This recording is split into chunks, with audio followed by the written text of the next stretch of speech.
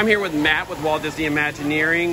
We're outside Remy's Ratatouille Adventure in the new expansion here at the France Pavillion. This used to be backstage.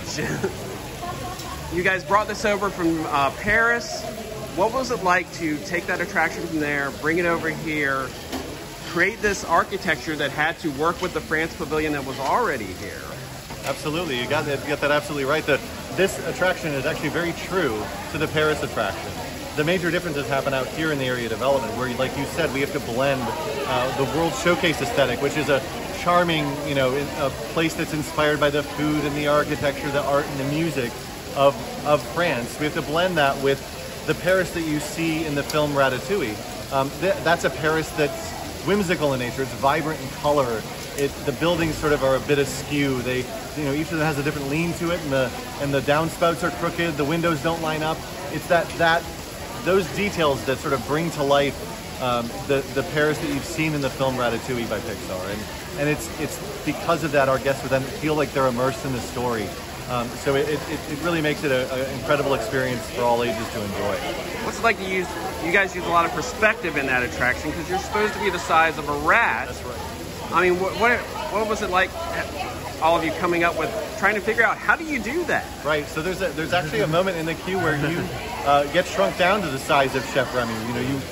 There's a light above you, and it's human scale. And when you cross a threshold, it's now gigantic, blown up, so that you feel like you've been shrunk down. And we utilize that scale throughout the entire ride. There's a scene where you go into a pantry, one of my favorite scenes, where above you is this 2-ton ham, gigantic fish, all these big bottles of food, and hiding those inside there's all these little nuances of rats hiding in sight, just waiting for you to leave that scene.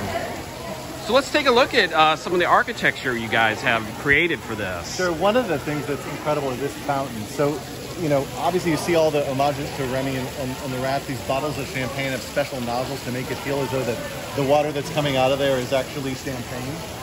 One of the details here is you'll see if you get up close, Remy's actually running in his run cycle. If you were to spin this fountain like a zoetrope, Remy would animate and start to run. So we worked with Pixar's animators and artists to ensure that all of these details were appropriate to the film, true to the how they depicted Remy in that film.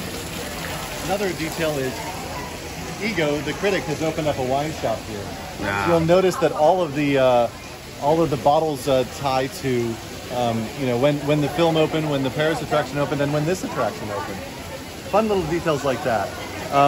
So you guys sort of have to walk a line with, it has to fit in with the pavilion, but also has that touch of whimsy. Right, exactly. So one of the scenes in the film Ratatouille, Remy and his family escape to safety through the sewer system. So as an homage to Remy and as an homage to that scene, Remy here is riding our sewer cow.